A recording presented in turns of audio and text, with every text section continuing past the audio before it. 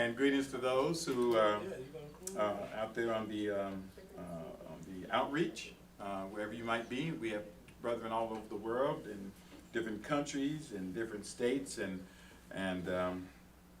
you know, I was asked about that one time when I do that in my greeting, and I know we have people all over.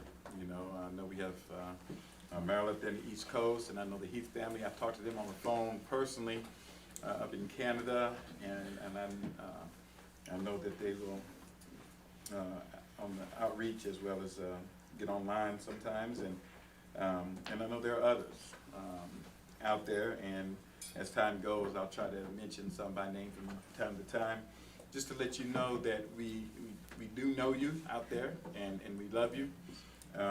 This is the family of Yahweh, and it's, you know, it's good to be acknowledged and to be recognized, and so you know, we just want to extend that out there, as well as those who log in. A lot of times people don't live stream like right now. It's 1:05, so you know, maybe a few people on, but throughout the weeks, you know, when I look at YouTube and look at our site, I see how a lot of people come back throughout the weeks and go back and do that. So greetings to those as well, whenever you might see this. Last time I spoke, I talked about defensiveness, and because our walk with Yahweh, the whole thing, this plan of salvation that He has, that Yahweh has constructed for us, has been since the beginning, since before there was a plan of salvation from the very beginning. And we need to recognize that, we need to understand that, and the key to that is our relationship with Yahweh. I mean, He actually uses that word, family, you know, to Yeshua in Hebrews 2, not to be, excuse me, ashamed to call us brethren. Yahweh wants to call us His sons and daughters. You know, all these things are speaking towards, or He uses words that are part of a family dynamic. And so in a family, a strong family, a true family, it's all about relationships. That's how we are a family. We are the family of Yah. It's more than just that body. And so some of the things that tear down relationships are character traits that are not of Yahweh. And so I mentioned last time, I started out with just this defensiveness, but then in reading that, I learned about contempt and criticism and stonewalling as other tenets that are destructive to relationships. And I thought about it, and Yahweh willing, going forward for the next few times, I don't know if it'll be 3 different messages or maybe one, just however Yahweh leads, to address those issues as well, because these are things that disrupt and destroy relationships. And those relationships is the relationship we have with Yahweh. And like I said, if we can't, you know, relate to one another in a loving, edifying manner, we can't even begin to try to form a relationship with Yahweh, or to maintain a relationship with Him, or understand who He is. If we can't love His children, love His creation, and show that loving kindness, to show that gentleness in spirit, how do we expect to do that with Yahweh? And so I really didn't even get to the meat of defensiveness, because leading up to that, I talked about how people get there. One of the main things into developing this defensive nature and attitude is that victim mentality. You know, woe is me. You know, I don't know, you know, I don't deserve this if things are happening to me. You need to get out of that mindset.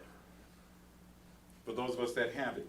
And for those, if you didn't hear me the first time, when I spoke on it, I said that what prompted this was me reflecting on myself and my interaction with brethren, interaction with conversations that I've had with people, and making sure that I don't give off that vibe that I'm being defensive, or to actually feel it, because we feel it. We know when we're getting defensive. We know that when people say things, we're starting to get riled up inside. We've all felt that. And we're not even listening. You know, someone's talking and we're not listening. We're just waiting for them to take a breath, or waiting for them to pause so we can jump in with what we have to say. And then some of us don't even do that. We just can't control ourselves. We just cut them off and start yelling over the top of them. Mm-hmm. That's how some of us are, or we witness that. And I know that I'm speaking from experience. I've done that. You know, someone talking and just like, I just can't hold it. I've got to say it now.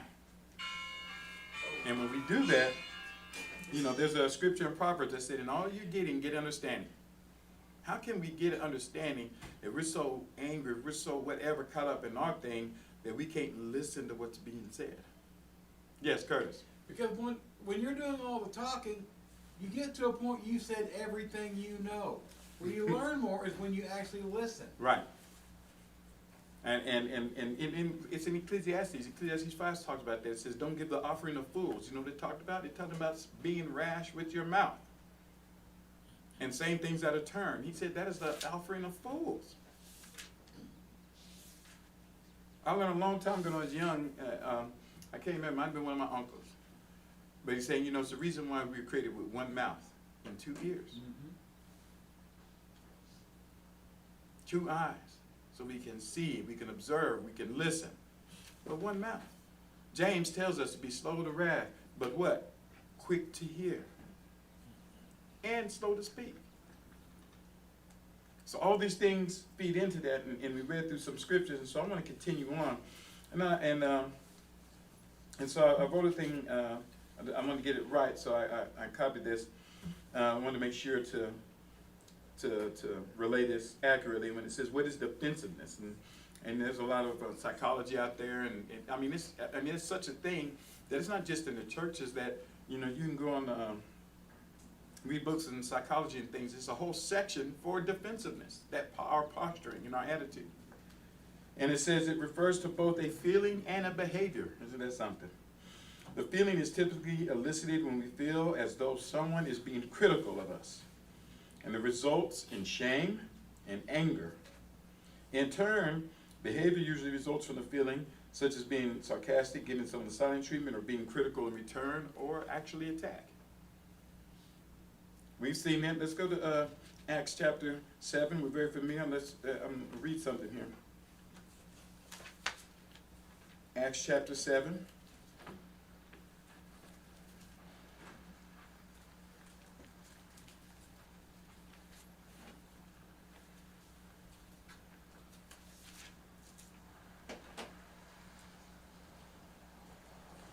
Acts chapter 7, I'm starting in the middle because this is, of course, I'm going to start with towards the end of Stephen's words to those who were there. And so the end of Acts chapter 7 here, let's pick it up in verse 42. It says, but Yahweh turned and gave them over to serve the hosts of heaven, as it had been written in the book of the prophets. Did you bring slain beasts and sacrifices to me for 40 years in the wilderness, O house of Israel? And he says, and you took up the tabernacle of Moloch and the star of your god Remphan and figures which you made in order to worship them, and I will remove you beyond Babylon. And that's from Amos 5. And we'll be reading from Amos in a little while. And the tabernacle of the testimony was among our fathers in the wilderness, as he spoke to Moses, commanded to make it according to the pattern which he had seen, which also was brought in. Our fathers, having received with Joshua and the taking possession of the nations, when Yahweh drove out from the face of our fathers until the days of David, who found favor before Yahweh and asked to find a tabernacle for Yahweh of Jacob, or the Elohim of Jacob, the mighty one of Jacob. Verse 47, but Solomon built him a house. But the Most High does not dwell in sanctuaries made by hand, as the prophet says. Heaven is my throne, and the earth a footstool of my feet. What house will you build me, says Yahweh, or what the place of my rest? Did not my hands make all these things? From Isaiah 66. O stiff-necked and uncircumcised in heart and in the ears, you always resist the set-apart spirit of our fathers, a set-apart spirit. And he says, as your fathers did, you do also. Which of the prophets did your fathers not persecute? Isn't that something? That's a shorter list. Which ones did they not persecute? And your forefathers have killed those who foretold about the coming of the righteous one, he whom you delivered up and whom you killed, who received the Torah by the commands of the cherubs and did not keep it. And when they heard these things, did they say, you know what, you're right. You're right, Stephen. Did they do that? No, it says they were filled with anger within themselves. I mean, we just read that. Where's this defense? It starts within ourselves. Within themselves, and they were gnashing their teeth against him. And of course, it says, being filled with set-apart spirit, he looked in heaven, and he saw the manifestation of Yahweh, and Yeshua standing at his right hand. So we know what they did. They killed him. A little bit touchy, weren't they? He didn't have a gun pointed at him. He didn't grab a spear or sword and try to attack these people. He was just speaking the truth. And they got mad enough to murder this man. And while some of us have, not some of us, none of us have gotten to that point, look at the example we set. Yes, Bob? Well, in some religious circles, even today, that would not be uncommon. Right. To get so angry that you do something to someone. I can see it. Right. Yeah. So, what is it? And he's saying you all received the word. We all read from the same law, the same book, the same Torah. But so why are you acting this way? Why are you feeling this way? When Yeshua, when we think back, what prompted when they first got together and said, we need to kill this man, this Yeshua? He wasn't speaking against the government. He wasn't saying we need to tear down these people. He wasn't even saying we need to remove these preachers, well, they weren't preachers, these elders or any of that. But they felt threatened because he was telling the truth. Because he did something great and to give that honor to Yahweh. And so they felt defensive about it. Purpose of this behavior, it is a purpose of distracting us from hurt feelings and feeling shame. Because remember, that's what it was. That's what it is. When people call us out, we feel shame and get upset. The objective is to shift attention to the faults of the others so we feel better about ourselves. But ultimately, what happens? We end up feeling worse. And they did that to Yeshua. Remember, he was speaking the truth, and they come out talking about, at least, we're not born on fornication. What does that have to do with what he's talking about? He wasn't attacking them personally. He was attacking the falsehoods and the things that were going on. And then what do? They start attacking him. We just read that in Acts 7 when he says, which one of the prophets did you not persecute, talk about, hurt, kill, do things to take away how we feel it? So I have some questions to ask. And once again, I have answered these questions for myself. You don't have to raise your hand. I'm not saying raise your hand, but I'm saying be honest with yourself. I had to when I was reading this. So when we're talking, and I say especially when we're talking about the scripture, but even in anything, as we live our lives, because remember, as we read in scripture, when he says that we are the letter of Messiah written on us. It's the way that we live our lives, the way that we conduct ourselves, that when others are watching us live, how we respond and how we act tells who we are. And if we're out here acting a fool and being unrighteous, and then we turn around and say, oh, but I go to services on certain days, and I obey Yahweh, and I'm a believer, and I read my Bible every night.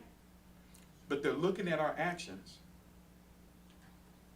Is that what we want to be represented of? Because we're not representing Yahweh when we do these things. So I'm going to let this sink in. Let's be honest with ourselves. When we're speaking, whether it's about scripture, or whether we're dealing with someone on just in our everyday life, and we're having a discussion, when they're talking, do we find ourselves that we stop listening to the other person? They're talking, we just stop listening. Yes, Bob? Well, I have a problem with that sometimes. When I'm talking to somebody about biblical subjects, Mm-hmm. and I know right off the bat they just don't know what they're talking about. Right.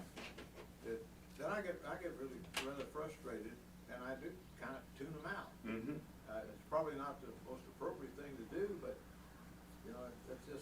that's just the way I'm wired, I guess you might Right. say. And we have to work on. I've done the same thing.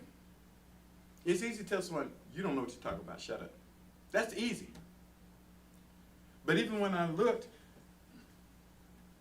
and I see the wisdom of what Yeshua did, see, I had to go back and watch his example. He didn't tell him, look, the word came from me. I know what the word says, so y'all just be quiet and everything.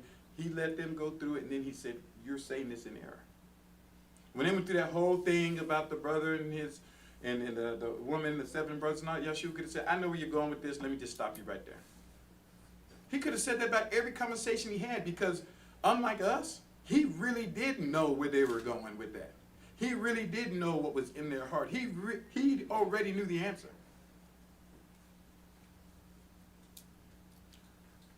He let them say it, and then he addressed in righteousness. And so we have to get better at that, because a lot of times we miss key points. I can't tell you how often, and this has been happening a lot, especially with this pandemic and dealing with work. You don't work in education, so they're having a bunch of discussions about what should we do with the teachers, what should we do with the students, and then this thing kicks in with the curriculum. Then all of a sudden we hear this, thing about CRT, and it's funny to hear someone tell me they're teaching that in schools. Look, I work in the district. I've had to go before Congress and speak to people. I deal with a lot of different agencies, and so I just tell them, really? Find it in the curriculum, show me. Well, everybody knows, no? Once again, I'm gonna let you say what you gotta say, but we have to be better. So instead of getting mad and telling them, look, you're an idiot, you know what you're talking about? No, I hear them out. And you'll just hear how it just jumps, because when you just say, okay, I'm hearing you, find it so I can address it. They can't find it. I'm here in Texas. They say, well, the parents of Virginia. No, we're not talking about Virginia. I'm talking about here in Texas. Your kid goes to my district. Your kid is in my school, so find it here. Well, in this other country, we're not talking about that, because that's not when you came in here with. You came in talking about here. But once you got called on it, now you want to switch. You want to deflect, which is one of the things we say here about deflection. We can't do that. We're in an environment where it's just, people have feelings, when you look at when Yeshua dealing with it, it's funny, because when they plotted to kill Yeshua, what did they say? Everyone is going to start following him. What's going to happen to us? Let's kill him. That's the crux of what started it. They're already mad with him because he was going against what they were doing, kind of tearing down their strongholds. But when we read in Scripture, that was the discussion. But then fast forward, and Pilate's like, what did this guy do to you? Oh, he blasphemed. Oh, he broke our law. But that's not what y'all said behind closed doors. See, that's the real reason. But now you're making up all these other things, and you're just making it up as you go along, because the thing is, it's not right. You're not being righteous, and you're getting all defensive about these things, and you just start what we call in sports moving the goalposts every time. See, we become defensive when we don't want to deal with the truth of where we're coming from. See, it's about us. We get defensive because we don't want to deal with the truth about who we are and what we're really feeling. Just be honest. Reflecting back to Yeshua, remember he said that man had 2 sons. He said, who's going to work? The other one, yeah, Dad, I'll do it. He didn't want to do it. He didn't really want to do it, but guess what? He was just saying it because he knew that's what Dad wanted to hear. The other one said, I'd rather not. But once he saw Knucklehead wasn't doing what he's supposed to do, what did he do? He came through and did it anyway, because he loved his father. He was honest about where he was coming from, about how he was really feeling about the situation. A lot of us need to be the same way. Just be honest. I don't like it. I don't want that. I don't understand that.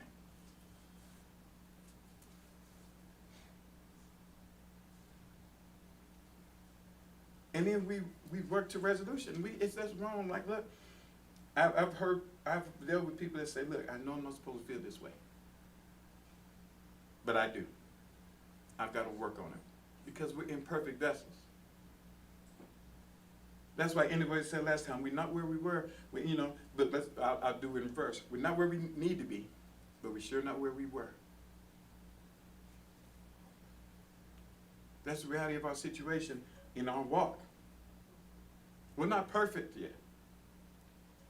We're working towards that perfection, to be that perfect being in Messiah.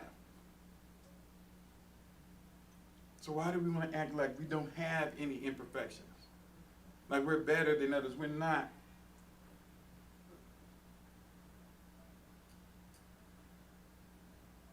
And that's why when I was looking at this, I don't have to try to find someone that's a point at. I know how I feel when I'm talking to people sometimes. I know things that go through my mind. They don't come out my mouth all the time, but they go through my mind.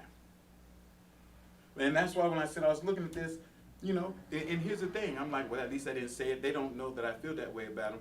But guess what? Yahweh's sitting up and he's looking at, he knows. The one I need to be worried about, Yeshua, who's like, hold up, I died for you, man. And then you're going to sit up like, you better than them? So let me continue on. Do we stop listening to others? Do we make excuses about whatever we're being criticized about? You were wrong. But they, because that's what Adam did, right? Yahweh said, what'd you do? Oh, with the woman you brought me. He didn't say, you're right, Yahweh, I'm sorry. Yes, Raquel. You know, I really have a lot of respect for Nicodemus, Mm-hmm. because when he came by at night and seek Yeshua, I mean, Yeshua was schooling him, and Yeah. there's some things he said that's like, boy, that sounds like an insult. Like, are you the teacher of Israel and do not know these things? Right. I mean, I would get my feelings hurt Right. if I was Nicodemus, but he listened. He listened. And yeah, those were really difficult things, you know? Yeah. Did Yeshua love him? Absolutely he loved him. But was he calling it like it was? Sure. And you're right, to your point, if there had been any of us, I can't believe you talked to me that way. You're not going to talk, I'm not going to stand here and take this. Okay, you can leave. Yeah. And he was like in a high position. He was. But Yeshua was telling them the truth. Like I say, last time, remember I used the example with Peter. You know, get thee behind me, Satan, you're being my adversary. Did Peter like, I've been with you all this time, this is how you talk to me? I'm out of here. No. We all have things we hold on to. We all have things we think and believe. And when we're shown that we're wrong, do we receive it and be like, Raquel, you're right. Or I did go, I get mad and like, how dare you tell me? I've been doing this for 20 years. You just got here 10 years ago. I've been doing this twice as long as you. Doesn't change the matter. Doesn't change the fact that she's right. I'm going to get to you, Brother Daniel. I'll say this, like people, and once again, you hear people say practice makes perfect. Nope. Perfect practice makes perfect. Just because when people are like, I've been coaching for 50 years. Yeah, and you've been coaching all wrong. Doesn't matter how long you've been doing it. If you're doing it wrong. That's what they're telling Yeshua. You're not even 30 years old. Or if you want to talk about the top ones. They were with him 3 years. But because they're learning for the master and they had the heart to receive the word, they were far more advanced. They, I kind of wanted to take back on what Raquel was saying. Yeah. And also kind of what you were saying earlier about when Yeshua was dealing with the scribes and the Pharisees, mm-hmm. you know, and they were questioning him and trying to corner him in a verbal corner. Mm-hmm. And how you said he didn't attack them, he's let them go with their attack, and then oftentimes he answered their questions with more questions. Right. And he made his point just by asking more profound, thought-provoking questions. Exactly. Because he It wasn't came an across. That's right. Because he didn't know to what he said. That's why when, and you just think of that mentality. He wanted to go to these people like, are you going to come here and be for a while? He's like, no, I'm going to this place. Oh, well, then don't come here at all then. And what the disciples' response is, let's call down fire on them. What was Yeshua's response? No. What are you talking about? That's not the spirit to have. Just like you said, they asked him a question. He says, you know what? I'll answer your question if you answer mine first. And remember, that's when he asked about the baptism of John. Mm-hmm. All of a sudden, they're like, we can't tell. No, it's not you. You won't tell. They knew the answer. Mm-hmm. They didn't want to give it. Yes, Robert. And to what Daniel was saying, is that they wouldn't accept him as a teacher anyway, so he asked questions to make them think, Mm-hmm. to consider, because they wouldn't accept him teaching them. So the reason why he asked the question was to get them to think about themselves, Right. to consider. Exactly. Like Daniel said, the thought-provoking. Like he asked questions he knew they knew the answer to, Yeah. but it was going to really cause some conflict. And this is where do you want to be righteous, or do you want to keep doing what you're doing? They want to keep doing what they were doing, because it wasn't about righteousness at that point. Do we blame others, or if we're talking to another person, do we blame the other person for what they're criticizing us about, or correcting us about? They call us out on something, and we go in on them. Here's one. Do we accuse that other person of the same thing? They tell us something, we're like, well, you did it, you do it. But once again, even if that's true, does it still make us right? If I'm a liar, and someone says, Yohance, you're lying, and I say, well, you lied, it doesn't make me less of a liar. Yeah. It doesn't make what I say true. Yes. So, I'll speak for myself. When I get defensive, when I get my feelings hurt, one of the things just was clear to me, it's I couldn't accept that limitation and that weakness in myself. Mhm. But when I realized that, then my prayer is, Yahweh, if help me, strengthen me, Right. if that's your will. Right. But it's accepting yourself and everything Exactly. that's limitations, weaknesses, whatever it is. Mm-hmm. But once I get to that point, then it seems to be on the other side. It helps. Right, it does.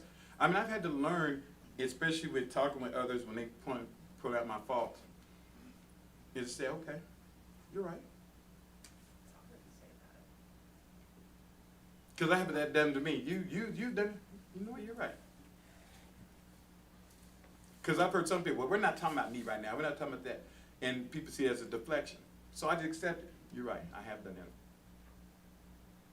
But then I turn around and ask that question, but does it make what I'm talking to you about any less relevant? Does it make the fact that I'm calling you this, does that change that? No. Okay. So you're right. So we both have something to work on. So we have to learn to be that as well.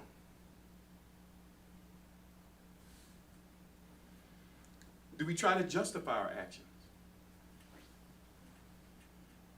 That was my go-to. You said something to me, I had a reason. Well, I had a response. I had a response for everything. But does that make a difference? The last time I was here, we read that in 1 Samuel 13. I won't read it again. But remember, Saul was told to wait. Samuel said, I'll be there in 7 days. He gets there, and here's the key. Saul knew he was wrong because he met Samuel. He didn't even wait for him to get there. He met him. And then here come the excuses. Well, the people were getting kind of antsy. The enemy was coming around. And you see the blaming. Remember we just read that about blaming others. You said you were going to be here in 7 days. You weren't here in 7 days. He's trying to low-key blame Samuel.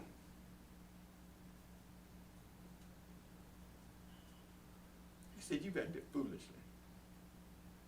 Because while all that may be true, it doesn't change the fact that Saul wasn't supposed to do what he did. Plain and simple. Plain and simple. And we have to learn to look at that. All these other things can be true. But it doesn't justify us when we're unrighteous.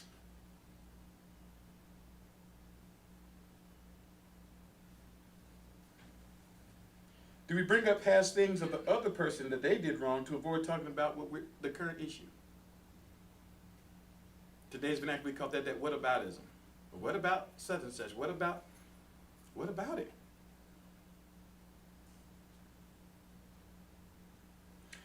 Do we tell the other person that they should not feel the way that they do? We have no defense. I don't understand why you feel that way. You should, let that go. Really? Okay. Try to make the other person feel like they're crazy. Yeah. And once again, I'm listening to some of these things. This gaslighting. There's a whole list, but I picked up ones because these are things that I find that we see in Scripture. Yeshua said, I know you're trying to kill me, but I'm still going to tell you your name. Who's trying to kill you? You literally had a meeting about killing me. This is not even figurative. You literally talked about killing me, but because he wasn't there in the room with him, they're like, what? What do you mean?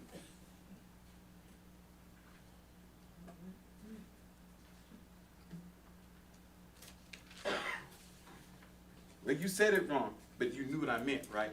You know I'm telling the truth. That's where the righteousness comes in.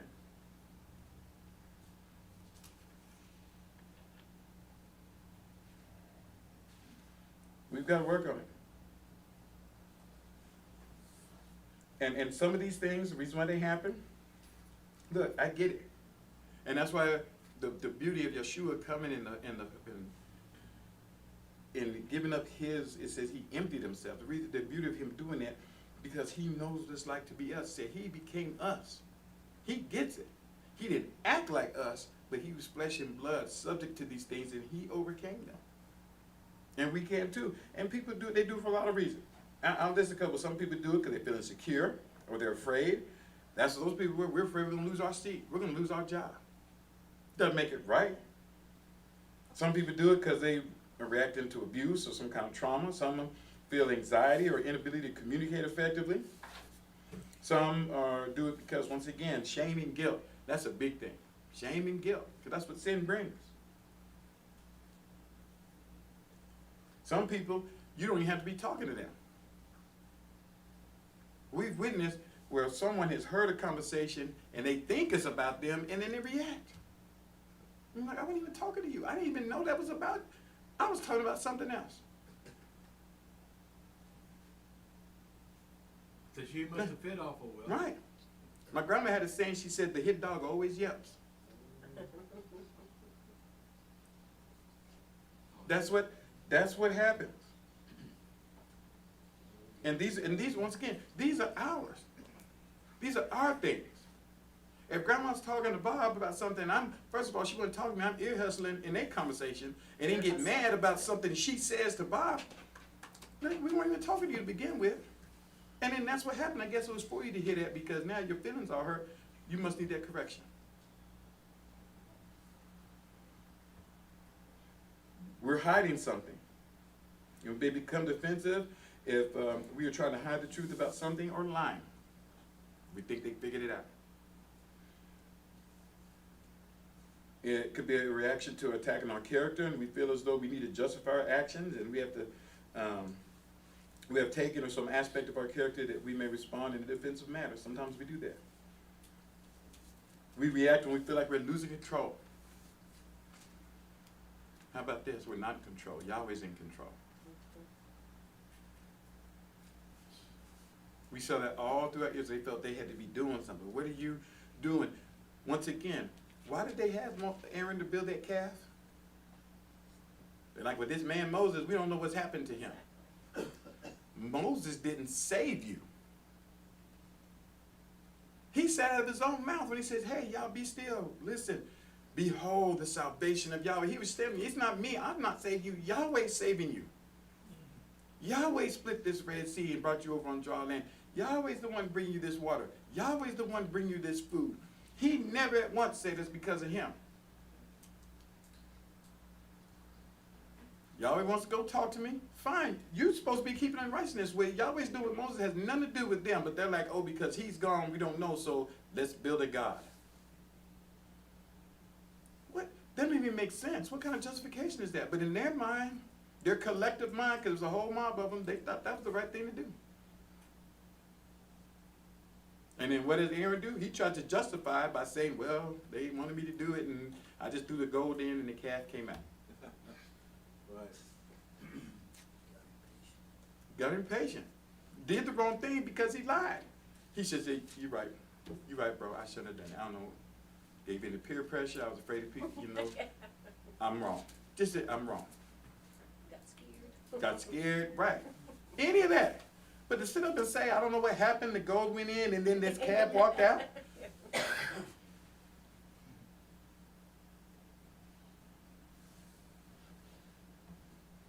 A symptom of mental health, that happens. Lashing out anger. And we know that's the thing because Yahweh even mentions it when he says, if you obey me and continue to follow me, that he says, what? I can give you this sound mind so that your mind will be stable. Yahweh mentions that in Deuteronomy, in Exodus, about the mindset of people. Then we fast forward to Saul, when he says, Yahweh has not given us a what? A mind of what? Fearfulness, of timidity, but of power. He didn't give us that spirit of fear, and he says, and of a sound mind, being able to reason, to think clearly. It's also learned behavior. We come up in a household where people are being irrational, and and defensive all the time, we're gonna do it too.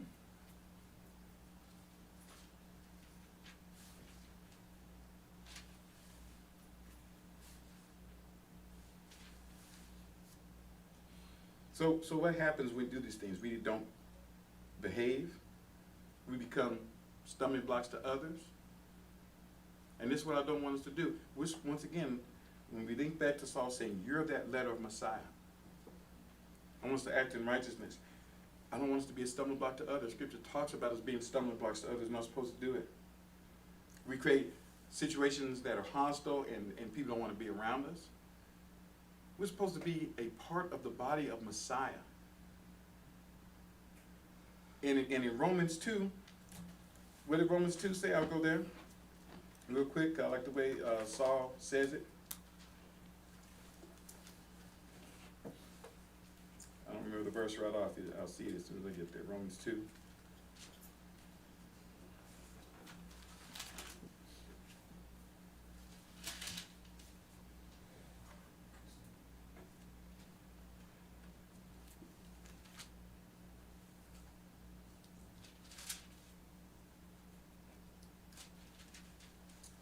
And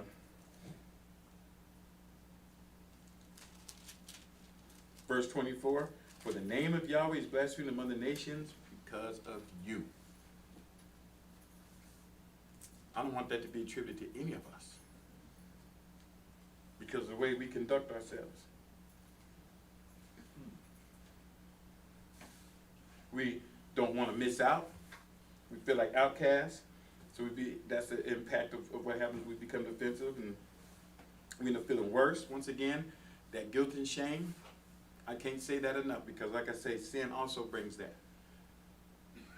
Even from the very beginning, Adam and Eve disobeyed Yahweh. What did they do? They went and hid themselves. Guilt and shame.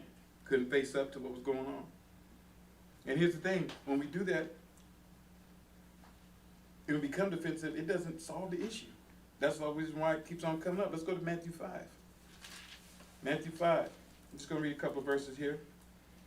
And I just want to read it instead of trying to quote it from memory. Matthew 5, it says 23. It says, then if you offer your gift on the altar, remember that you and a brother that has a grudge against you. Leave your gift there before the altar and go. First be reconciled to your brother and then come and offer your gift. We're supposed to be walking in righteousness and being Yahweh's people. And if we can't deal with one another, not only one another in the body, but I even say with other people. Is it unrighteous to try to be at peace and work things out when we know someone has a grudge? It's easy to say, well, they got to talk to me first. Once again, I've been there. Nah, I'm not going to say nothing. They got to come to me. And you may be right. You may be right. But does that make us righteous? Or do we extend that same loving kindness that has been extended towards us because it says Yeshua died for us when we were still his enemy? So do we show that and be like, look, I know we got this issue, let's try to resolve it. Now if they refuse, then that's on them. I'm talking about, and we love to say, well, what about them? I just told you that's not one of the things that whataboutism. Oh, they're not going to hear me. They're not going to do. Have you tried it? No, I already know them. I already know they're not. Look, I've been on that road. There's no excuse. We got an issue, reach out. I've done that before. Now, I've had it where I've been hung up on, or they don't answer the phone, or you show up and be like, can we talk and fix it? No, I don't have nothing to say to you. Okay. Now we've done our part. But if we haven't done that, we just sitting up, just contemplating, saying, I know what's going to happen, we don't know until we try. But I've also had it where they're initially like, no, I don't want to talk to you. But because I showed up, was calm, and didn't get mad, like, see, that's why I didn't want to talk to you in the first place. I'm telling you, it's easy to go there. We're blessed, I'm telling you, because I've been there. And it was not hard. It was not hard to respond in kind. The hard thing was, no, I don't want to talk to you, I'm mad or whatever. Okay. But once again, I've learned to say, when you change your mind, you know where to find me. The door's open on my end. but I had to try. And guess what? There have been those that come through that door.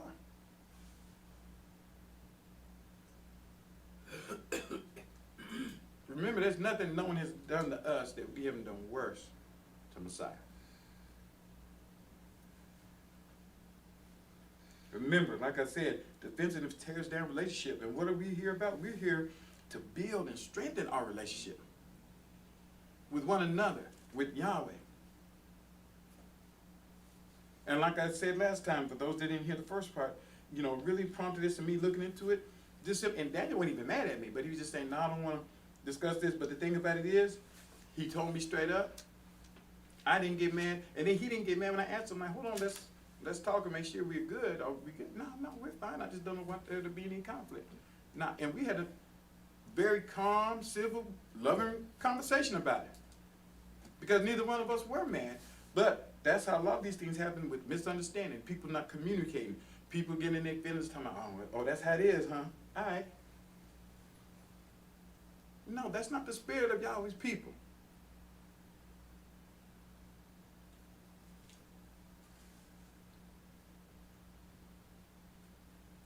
So once again, how do we address this? We take responsibility. Instead of immediately reacting to our feelings of being hurt or feeling criticized, we should take responsibility for whatever part we take. It's easy to say, well, I didn't even do anything. They are tripping. I've learned with dealing with people, sometimes it's not even what you say, it's how you say it. Sometimes it's our body language. Someone's talking to us and we stand up there like this. Yeah, I'm listening. Does it look like I'm listening? Are you yeah, I hear you. What's that telling you? You trying to talk to me? I'm like, yeah, what? It's like, go on, finish saying what you're saying. Then what do they say? Never mind then. I'm done.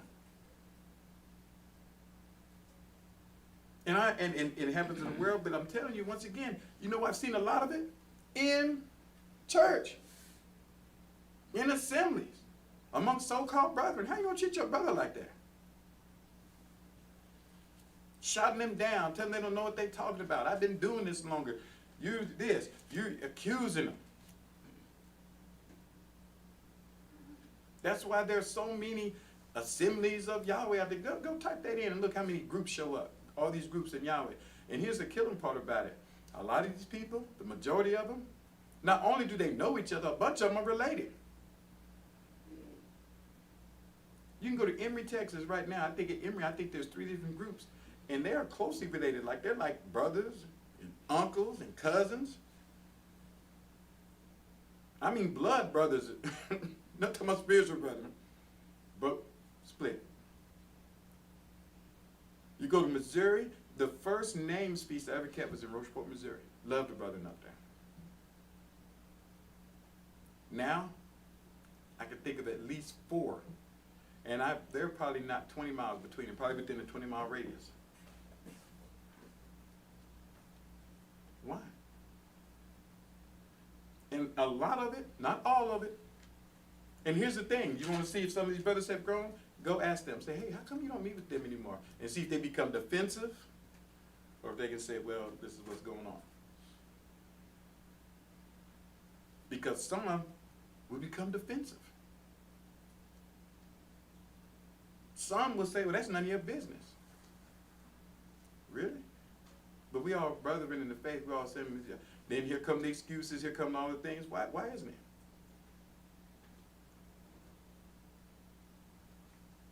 Brother John started coming here a few months ago, and me and Raquel fell out, and he comes and said, why you fall out with Sister Raquel? I don't worry about it. Between me and her. But no, we're all in the body. We all fellowship together. That's Yahweh's daughter. That's his sister. I owe him a reason for why I'm acting crazy with his sister.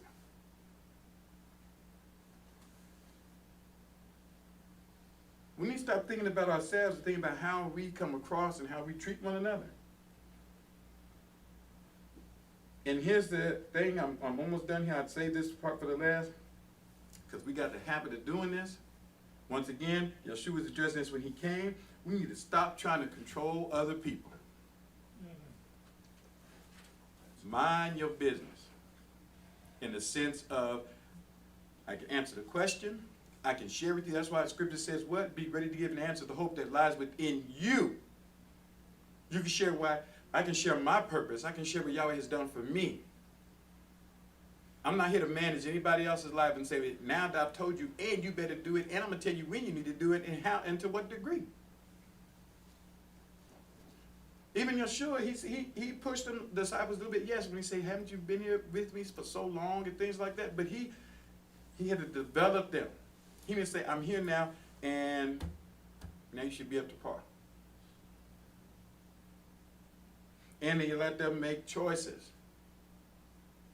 Go back and read John. All those people following him, and then all of a sudden you see other people falling away. And when Yeshua said, he said, y'all need to stay. No, he said, are you going to leave too? Just let me know now. I just don't know who I'm dealing with. And you don't see when the people are leaving, and he said, all right, y'all going to regret this. You don't know who you're dealing with. Sometimes people need time. Just like here, at the very beginning. There may not be anyone logged in right now, that's fine. But you know what I haven't seen? If I go through YouTube, I've never seen where it says 0 views. Because a lot of times, and I'm not talking about me, I'm talking about any of the speakers here, because a lot of times, the number of people that watch while it's going live, there's a lot of people on right now. There's a group up in Fryestown, there's a group up in Ohio, there's a group in Illinois, 2 or 3 groups, like I said, in Missouri going on right now. Atlanta, Texas, there's a lot of people that are streaming around this same time. Maybe they're watching one of them. And then they come back and watch us. Because I'm going to tell you right now, that's what I do. I'm speaking right now. So throughout the week, I go and watch other people and what they were sharing. Because they're speaking right now. I'm not trying to control them. That these messages are there that people can come and look at their own time, and as they grow and they see what they need to get from the different from the different brethren. We have to allow that. We can't control other people because that leads to defensive reactions. Remember that we're responsible for our own behavior and our own reaction to things. The other person does not need to behave in a certain way to make us feel better. Because that's what it's about. Why do we want people to act a certain way? Is it for their good? Or is it for ours? So that we feel better. Unless their behavior is directly impacting our life, it is important to allow other people the freedom to choose their own path in life. And I've said it before. Who do I think I am? Because one thing that Yahweh gave us from the very beginning, it's even written in Scripture. When he came, and you can read it, Exodus, once again, Deuteronomy, what did he say? Choose this day. He even says, I present you with 2 choices. Life, death, good, evil. He says that. And if Yahweh himself allows people to choose, who am I to try to take that away? Yahweh can give a choice, but I don't. That's hubris.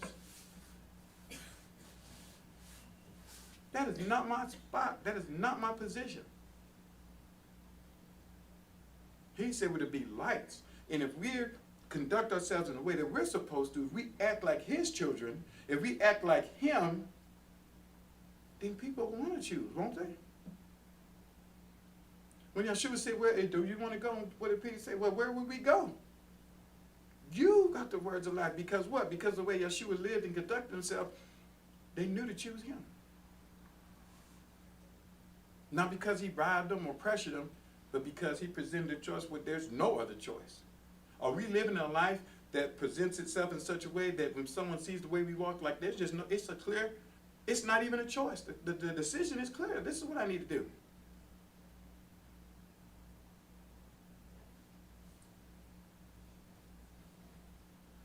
It's important for us to acknowledge our own ways, to be aware of them. That's why I said, we didn't have to answer those questions. Look within ourselves. Are we aware of who we are, and do we acknowledge them? Matthew 18. Well, I already read that, Matthew 18, didn't I? So let's go to, no, I did, Matthew 18. We're almost done here. Matthew 5. Matthew 18, verse 4. Is how we're supposed to be. Well, I'll start in verse 1, because this is what it's talking about. It says, in the hour the disciples of the taught ones came to Yeshua, saying, who then is greater in the kingdom of heaven? And having called forth a little child, Yeshua set him in the midst. And he said, truly I say to you, unless you are converted and become as little children, meaning that humbleness, are we like that? Not at all can you enter the kingdom of heaven. Then whoever will humble himself as this little child, this one is greater in the kingdom of heaven. That's what we're trying to live to. That's what we're trying to become.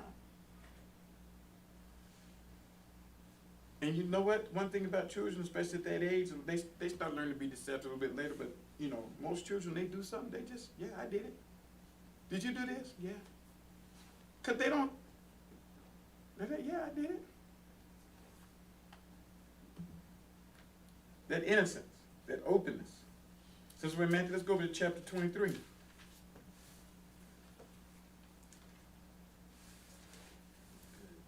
Matthew 23.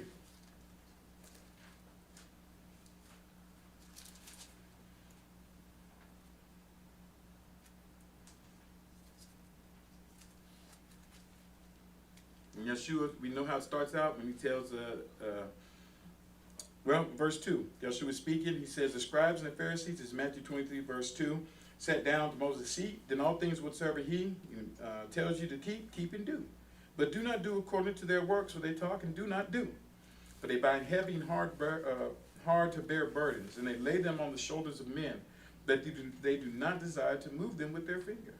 They do all their works to be seen of men, and they widen their tefillin in their garments, and lengthen the tekelets, and those tassels they have on there, of their robes. And they love the chief places at festivals, the chief seats in the synagogue, and the greetings in the markets, and to be called by men, Rabboni, Rabboni. But do not you be called Rabboni, for one is your great one, the Messiah, and you are all brethren. That's what we all are. And call no one your father on earth, for one is your father, the one in heaven. Nor be called master, for one is your master, the Messiah. But he who is greater of you, let him be your servant. And whoever will exalt himself shall be humbled, and whoever shall humble himself shall be exalted. James 4.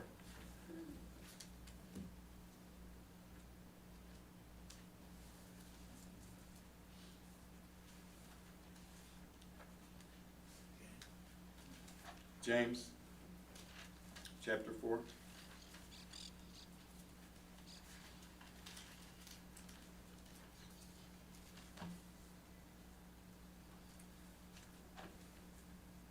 James 4.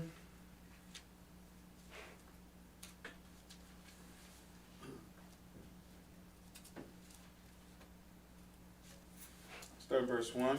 James 4 verse 1. It says, from where comes conflicts and fightings among you? Is it not from your lust warring in your members? And that's what it is. Remember, these are inward actions and feelings that we have, and they manifest. It says, you covet and yet you do not have. You murder and are jealous and are not able to possess. You fight and strive, and you have nothing because you do not ask. And you ask and do not receive because you do not ask sincerely. And you ask in order that you may satisfy your lust. All these selfish reasons.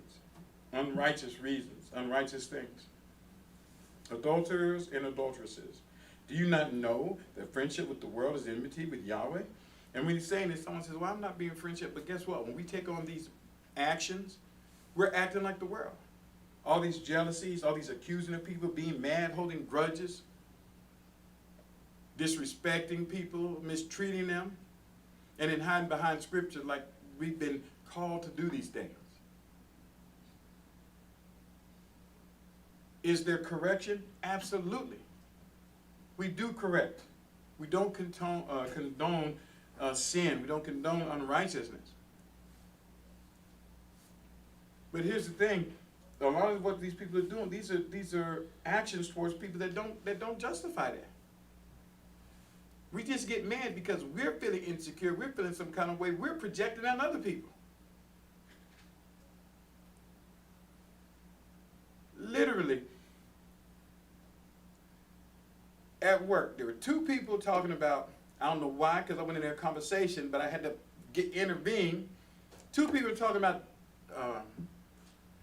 Jennifer Lopez. There's one dude, because he's not from here, he's from Spain. He's like, who's Jennifer Lopez? Who's J-Lo? Who's that? So like, oh, let me show you. So she tells them. So they're looking at the picture, and they're laughing. I don't know what's so funny, but whatever they saw on the phone, they're laughing. But the other two who were talking about J-Lo didn't know what these two were talking about, but they're laughing. They're like, what you laughing about? What you looking at? What just happened? What's going on? Well, you know, you got something to say, come tell me. I'm and now there's other people confused, like, what are you talking about? No, I saw you looking at me and laughing. No, I was looking at my phone. And when you're standing out like this and you're looking like, what is wrong with y'all? See, that seems foolish, and it is. But guess what? That happens. That happens. And it happens in the body. I don't know what's going on here, so it must be whatever is in my mind. So I'm going to accuse them. Then another person's like, I really don't know what you're talking about. Yes, you do. No, I really don't. Yes, you do. Now you're trying to hide it from me. Then they get mad and be like, you know what? Instead of saying, well, you know what? You must be having a bad day. Something's going on. Tell me what's going on with you so we can talk about it. Because now if you're looking out and you're a jury, you say, well, no, they're justified. They got falsely accused. They're mad. So that's how they responded. So now they're saying, you know what? You didn't try to get understanding, done with you, and you go in on them. Maybe they could do that. Maybe you feel they're justified in doing it. But here, I'm not talking about justification. I'm not talking about do they have a reason. I'm saying is this righteous? Because guess what? Wasn't Yeshua falsely accused as well? And then he say, you know, I didn't even do that.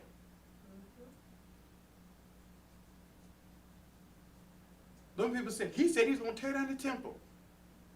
Yeshua didn't even try to like, no, I didn't, that lying on me. I didn't, he committed blasphemy. No, I didn't blaspheme.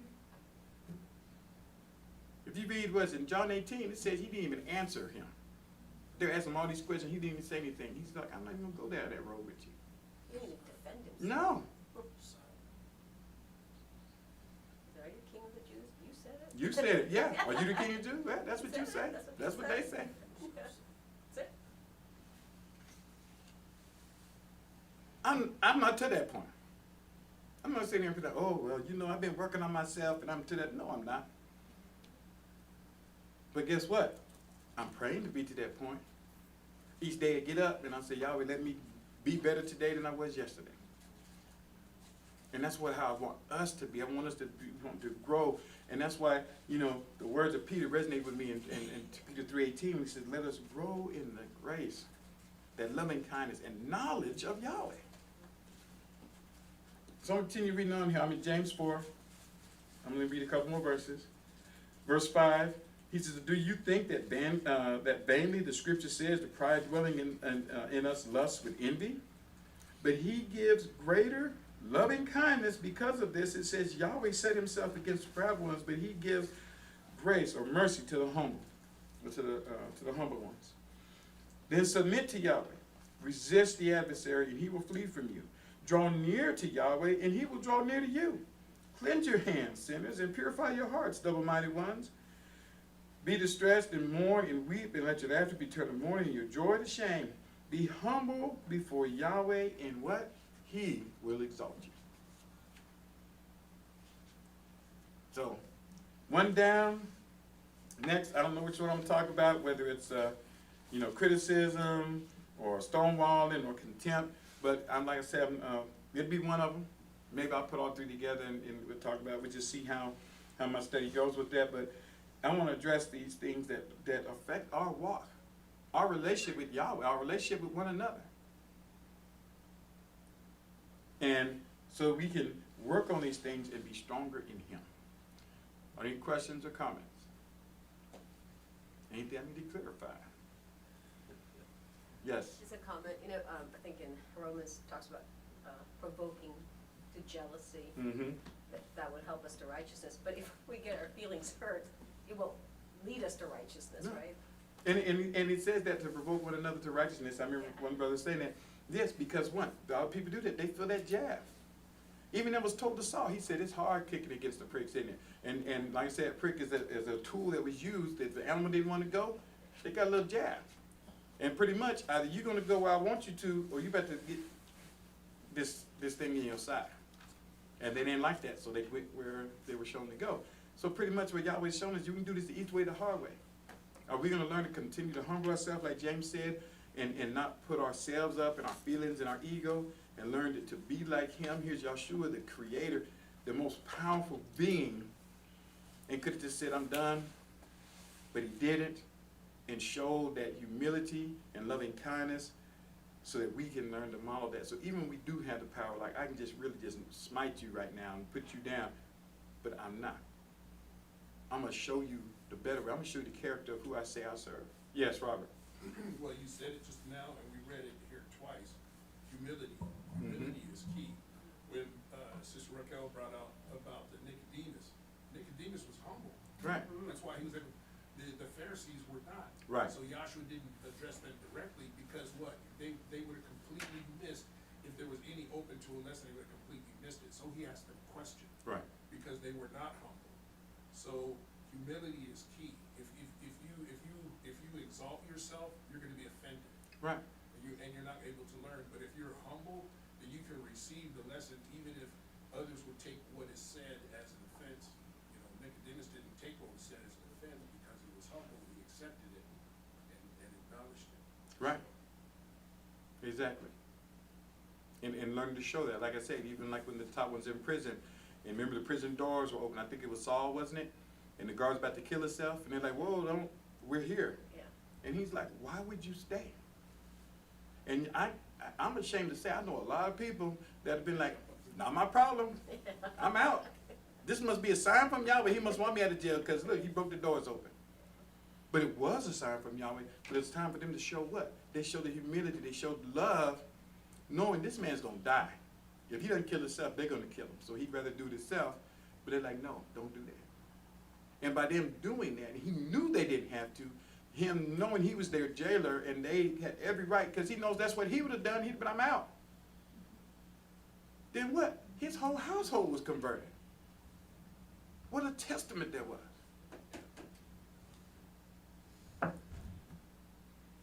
Any others? Yes, sir. What's your name? I didn't catch your name. Larry. Larry? Yes, sir. And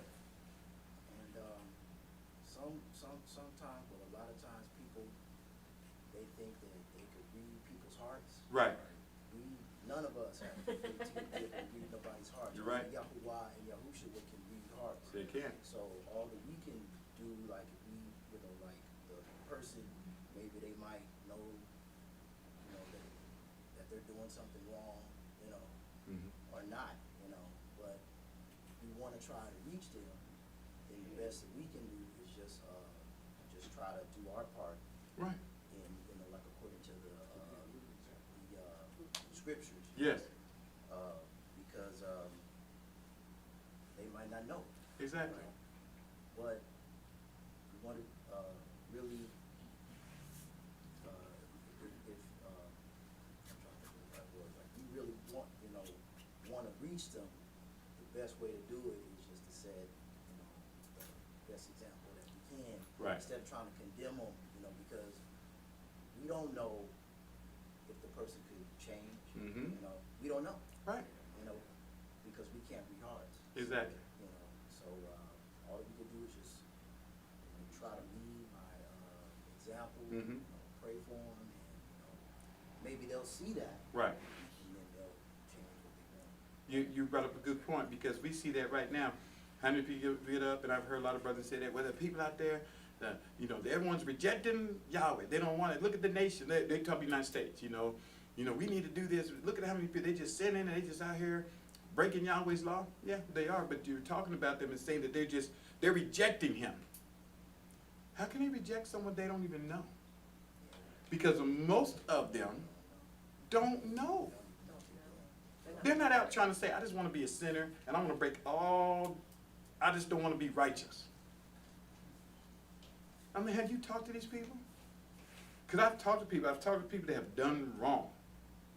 And I'm like, well, why'd you do that? Did you know that wasn't right? And they're like, well, I kinda, you know, but I don't know a better way. I've had some that I don't know what to do. I don't know a better way. This is the only thing I know. Have you done had that conversation? We just talk them up like everyone else. They just want to reject the truth. They just want to be. So to your point, you're right. Unless we, and you said the whole thing, we can't talk to everybody. But you can pray for those. Those that have the heart to want to do right, that they will find that righteous path. Not to make that assumption, everybody's just trying to break the rules and everybody's trying to be a sinner. That's why deception is so great. They don't know. Yes. And, you know, Satan over time, he's twisted things so it's like all of us have been misled. Yes. Like he has twisted things so much, and modern day, with the advent of the Roman Catholic Church, they have really, that has been his main weapon to corrupt and twist everything. The scriptures, how we supposed to call the Most High and His Right. Son, like they have twisted everything. So a lot of people, even some people that think they're walking, Right. you know, and acting according to the scriptures, They're not. they might be doing something pagan. They Mhm. might be, you know. Right. So you know, but